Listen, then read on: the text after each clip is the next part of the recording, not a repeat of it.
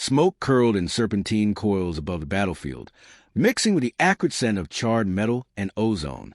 The once golden sands of Zareth were now stained black, pockmarked by craters and littered with the remains of both machines and men. Amid the wreckage, a storm was brewing, both in the skies and in the hearts of those still fighting.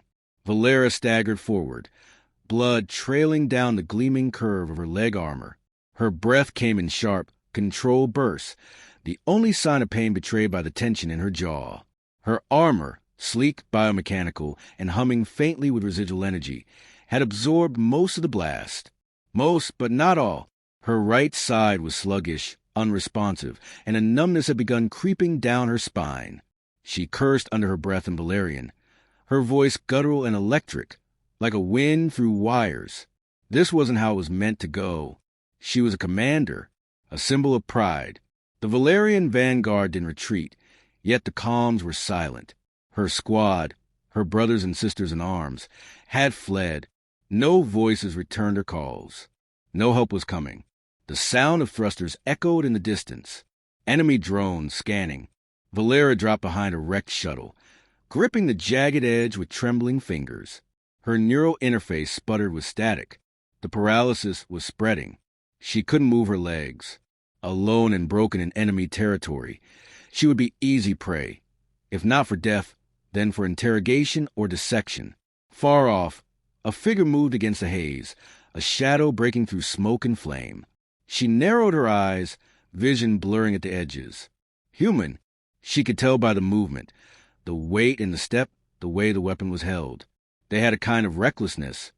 Humans, brash and burning like short-lived stars. Dax Carter wiped grime from his forehead, blood caking the edges of fresh cut just above his brow. His armor had seen better days. The chest plate dented from the crash, and the HUD flickering with critical alerts. The skirmish had torn his squad apart. Their shuttle hit before landing, their mission aborted before it began. Now he was stranded and low on supplies. He had spotted the wreck from a ridge and approached with caution, rifle ready. But what he saw when he arrived wasn't what he expected. An alien. Not just any alien. The alien, Valera, infamous among human forces, had been labeled the ghost of Varnes in their briefings. Ruthless, efficient, untouchable.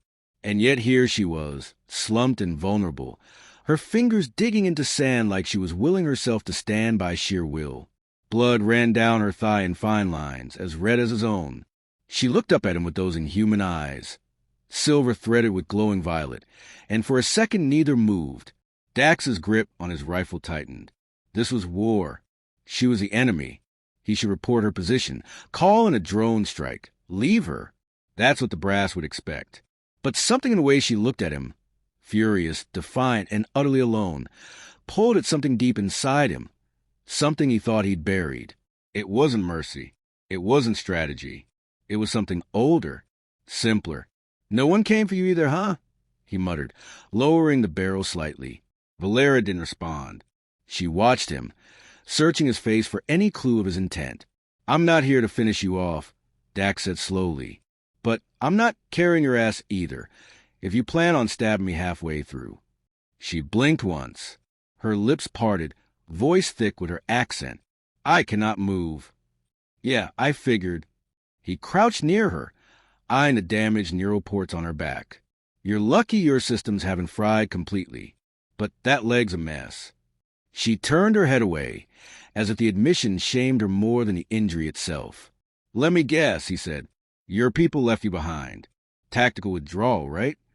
A silence stretched between them. Dax sighed. "Figures. Same deal on my end.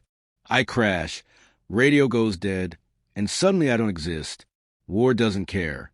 Command doesn't care. If you can't walk, you're not worth the trouble." She looked at him again. This time there was no hatred in her eyes, only something else, curiosity, maybe, weariness. He stood. "I've got a med kit, some rations, and a portable shelter in my pack. I can help stabilize you. I don't expect gratitude. Just don't try anything stupid."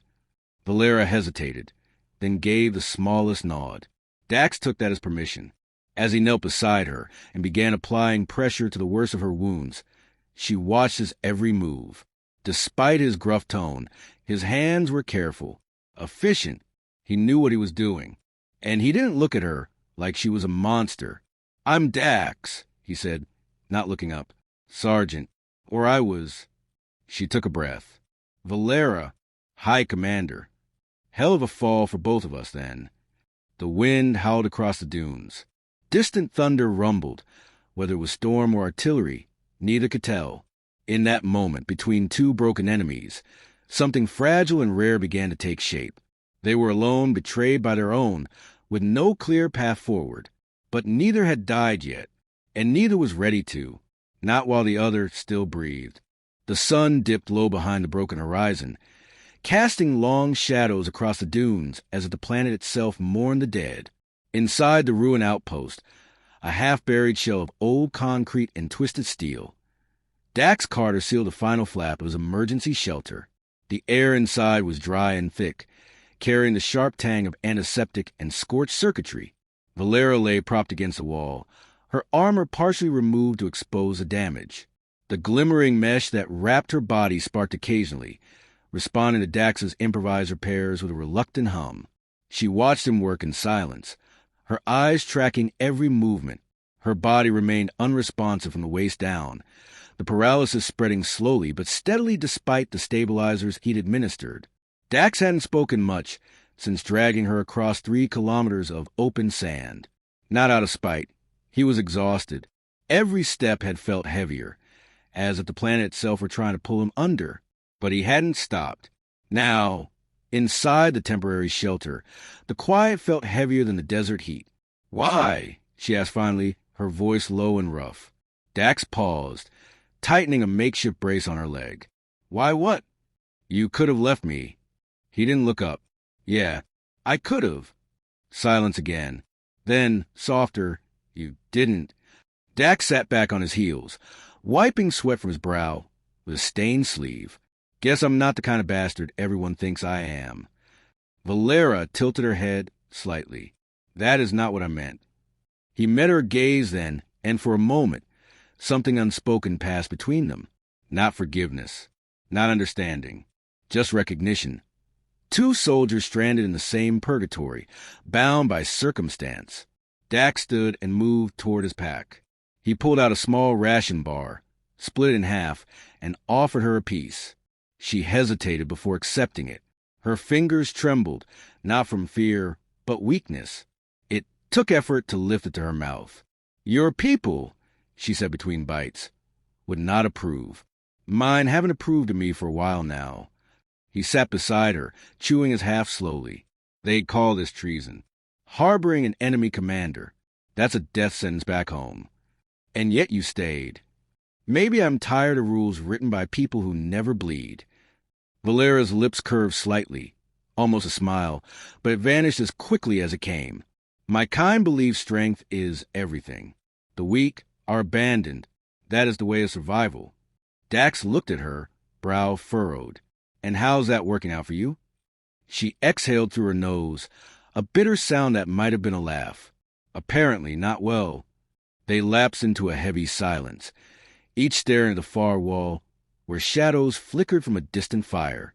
Outside, the sky had turned a sickly green, the precursor to one of Zaretha's infamous acid storms.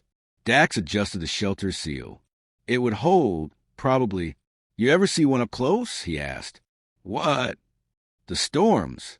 They tear ships apart. I watched one rip a cruiser clean in half last year, like the sky just swallowed it." Valera nodded. "They are alive, in a way. The planet breathes differently. It does not want us here. Can't blame it." He leaned back against the wall, feeling his muscles ache, his wounds pulse. He was running on instinct and adrenaline, and both were wearing thin. Valera shifted slightly, a grimace passing over her features. "My systems are degrading. I will not walk again without a core reset." Dax glanced at the sparking port behind her ear. "I know. I've seen cybernetic crash failures before. Yours is more advanced, but the signs are there. Then why save me?" He considered the question again, as if turning it over in his mind might reveal a different answer. But it didn't. "Because you were still alive," he said. "And that meant something." Her eyes searched his face, perhaps looking for weakness or maybe truth. She found neither, only a worn soldier, tired of doing what was expected of him. The wind howled outside, rattling the walls. Dax shifted, retrieving a small hollow beacon from his belt. He checked it. No signal. They were still too deep in the dead zone. Communications would have to wait. "I'll go out again tomorrow," he said. "Scavenge some tech. Maybe find a transmitter that works. We're not going to last long without help." Valera's voice was almost a whisper. "What happens then?" "I don't know. Depends who answers the call." She looked away. "If it is my kind, they will terminate you." Dax gave a dry chuckle. "And if it's mine, they'll do the same to you." A grim sort of peace settled over them. There was no rescue without risk, no future without fire. But for now, they were alive. Dax laid down beside the wall, not close, but close enough that Valera could hear his breathing start to slow. Her eyes remained open, staring at the ceiling, where flickers of light danced from the crackling power cell. Her thoughts drifted, not to her squad, nor her command, but to the man beside her, the human, the soldier who should have walked away. She didn't understand him. Not yet, but she intended to. As sleep took her, a single thought lingered in her mind, persistent and strange. He saved me, and I do not know why. Morning came not with sunlight, but with a dull grayness that soaked the dunes in silence. The storm had passed, leaving a scorched trail in its wake. The makeshift shelter had held, just barely, but the acidic wind had etched fine grooves into its surface like the slow carving of time on stone. Inside, Dax stirred first, his body stiff, every joint aching with protest. He rolled his shoulders and glanced over. Valera hadn't moved. Her eyes were open, sharp as ever, though her face was pale. Her breathing was steady, but Dax could see the strain in the way she held herself. He crouched near her, checked the stabilizers he'd hooked to her neural interface. They were flashing weak amber, low power, no more than a day left, maybe less. "We need to move," he said quietly. "I cannot," she replied, voice rough. "I know, but if I stay here, we both die." She didn't argue. That had become their unspoken truth. No false hope, no bravado, just facts, spoken plainly. "I found an old signal tower when I scouted yesterday." Dax continued, 2 clicks west. "Might be salvageable. If I can get it running, I'll call for help. And if someone comes," she said, "how will you protect me?" Dax hesitated, then met her gaze. "I don't know yet, but I'll figure out." A long pause. Then she nodded once, slow and deliberate. He handed her a small blade, barely the size of a combat knife, more ceremonial than functional. "If something gets in here, you don't let it take you." Valera studied the weapon, then looked up at him with something unreadable in her eyes. "I've faced death many times. It is not what I fear." Dax didn't ask what she did fear. He left her with a reinforced barrier over the shelter entrance and a half-charged energy cell within arm's reach. Then he was gone, swallowed by the shifting sands and rising heat. The desert was a crucible. As Dax moved across it, his thoughts drifted, not just to survival, but to her. Valera, there was something more to her than the myth. She spoke little, but every word seemed weighed precise, like she wasn't just a warrior, but something far older, wiser, and yet vulnerable now, fragile in ways that didn't suit her legend. He reached the tower just before midday. The structure was tilted, half submerged in sand, but intact. A solar panel clung stubbornly to its side, cracked but serviceable. He set to work with trembling fingers, bypassing corroded circuits, rerouting power through a patchwork of salvaged components. An hour passed. Then 2. Sweat poured from him. His hands bled from rusted metal. Finally, the transmitter hummed to life, coughing out static before locking onto a frequency. Dax hesitated with his hand over the mic. If he called the humans, she would be executed. If he called her kind, he would never be heard from again. He clicked the mic on. Emergency beacon activated. Coordinates attached. One survivor requesting extraction. No hostiles in proximity.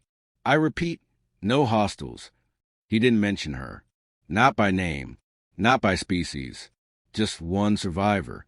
He prayed that someone decent would pick up the call. The wind was picking up again by the time he returned. He moved fast, heart hammering. Every minute away from her felt like a gamble. The shelter came into view, a misshapen hump in the sand. Then he stopped. The barrier had been broken. Valera! He ran, drawing his weapon, eyes sweeping the area. Nothing but silence and the shifting hiss of sand. Inside, he found her on the ground, blade in hand, breathing shallow. A scavenger drone lay wrecked nearby, its legs twisted, core sparking. "You fought it off?" Dax asked, kneeling beside her. "I remembered where to strike," she said faintly. He picked her up, cradling her carefully. She was lighter than he expected. The armor had always made her seem unbreakable, but beneath it was flesh and blood like his. "I got the signal out," he said. "Someone will come." "Then we wait," she whispered, but he could see the truth in her face. She was slipping. The stabilizers were dead. Her neural core was failing. Without a reset, her systems would shut down. She wouldn't die instantly, just fade. Slowly, silently. And he couldn't stop it. So he sat beside her, holding her hand. "I should have killed you the moment I saw you," she said. "Yeah," he said. "You probably should have. Yet, I am glad I did not." He chuckled, low and tired. "Me too." She turned her head slightly, eyes half-lidded. "When I am gone, do not let them take what is left of me." "You're not going anywhere." "Yes, I am." Dax closed his eyes for a moment, jaw clenched. Then he whispered, "No, not yet." Outside, in the far-off distance, a ship broke through the clouds. Too far to tell whose. But someone was coming. The ship descended in a roar of dust and heat, thrusters scorching the sand into glass. Dax shielded Valera's limp body with his own, crouched low in front of the shelter as the dropship's landing gear groaned into place. His pulse pounded in his ears. He kept his rifle slung across his back, hands open, movement slow. One wrong gesture, and they'd both be corpses before the ramp finished lowering. The doors hissed apart, revealing a squad in matte black armor, visors reflecting the harsh light. Not human. Valerian. Dax recognized the tri-sigils across their chests, emissaries from the High Vanguard. His stomach twisted. Two of the warriors stepped forward, weapons held but not raised. Between them strode a taller figure, helmetless, her features sharp and alien beautiful. Her eyes narrowed as they landed on Valera, barely conscious and cradled in a human's arms. "Commander Valera," she said in a voice like cracked stone. "You still draw breath." Valera's eyelids fluttered. Her voice was barely audible. "Lyra, I should execute the human where he stands," Lyra said, stepping closer, boots crunching over the scorched earth. Dax didn't move. "She would already be dead if I hadn't intervened. You can shoot me, sure, but you'll still owe me her life." "You presume to bargain?" "No," he said flatly. "Just stating facts." Lyra studied him, head tilted slightly. A soldier without allegiance is a dangerous thing. Better than one who abandons their own, Dax said before he could stop himself. The Valerian soldier stiffened, but Lyra only smiled, tight and humorless. She turned her gaze back to Valera. "Your neural core is unstable. We have equipment to stabilize and extract you, but only you." Valera stirred. Her hand reached out weakly and found Dax's forearm. "Both," she murmured. "Or none." Lyra's expression darkened. "You defy command protocol for him?" Valera's grip tightened, surprising Dax with its remaining strength. "He did not leave me. He is not our enemy." Lyra's jaw worked, clenched tight with restrained fury. She turned sharply, muttering something in their native tongue to the soldiers behind her. After a tense pause, one of them stepped forward, offering a secondary medlift. "You've made this choice, Valera," Lyra said. "Command will not forgive it." "Then let them come," Valera whispered, as the medlift's frame wrapped gently around her form. Dax remained motionless, uncertain until Lyra's voice snapped at him. "Get on board, human. But know this, if she dies, you die." He nodded, swallowing hard, and followed them into the ship. Inside, Everything gleamed with sterile perfection. Cold metal, humming energy cores. He stayed by Valera's side as they secured her to a diagnostic bed, interfaces snaking into the ports along her spine. Her breathing was ragged, her eyes glazed with pain. "She'll live," one of the medtechs murmured, frowning at the readouts. But barely. Dax sat quietly, letting the hum of the engines and the low murmurs of alien language wash over him. He didn't belong here. Every movement drew a dozen glares. Every breath felt borrowed. But still, he stayed. Hours passed. The ship reached orbit, then slipped into the void. Time blurred, stretched. At some point, Dax drifted to sleep against the wall, gun resting across his knees. He woke to the sound of movement. Valera sat upright now, her armor removed, skin pale but flush with returning strength. The neural core had been stabilized. The paralysis reversed, though she moved slowly, each shift deliberate. "You stayed," she said. He smiled faintly. Figured I'd at least see it through. Her eyes flicked to the guards stationed at the edges of the chamber. "You are still a prisoner. I've had worse accommodations." A pause. Then I spoke to them. "You will not be harmed. For now." He let out a breath. "That's generous." Not generous. Earned. There was a strange quiet between them. Not quite peace. Not quite tension. A line stretched taut between the two of them, held not by loyalty or orders, but something more fragile, more human. "What happens now?" he asked. "I returned my people," Valera said, "but not as I was." He studied her face. "Because you were rescued by an enemy?" "No," she said softly. "Because I chose to be." She stood, unsteady but strong, and walked him, close enough that he could see the fine scars along her temple, the way her eyes shimmered in the artificial light. "I was bred for conquest," she said, "but left behind when I became inconvenient. You, bred for loyalty, abandoned when you became expendable. Perhaps we are more alike than we thought." "Yeah," Dax murmured, "but I didn't expect it to feel like something." She didn't answer right away. Then gently, "It is something." A soft chime echoed through the chamber. The pilot's voice crackled overhead in Valerian. She turned to him. "We're being rerouted, not to the capital. A neutral station." "Why?" Her gaze was unreadable. "Because I asked them to." Dax stood slowly, unsure what future awaited him.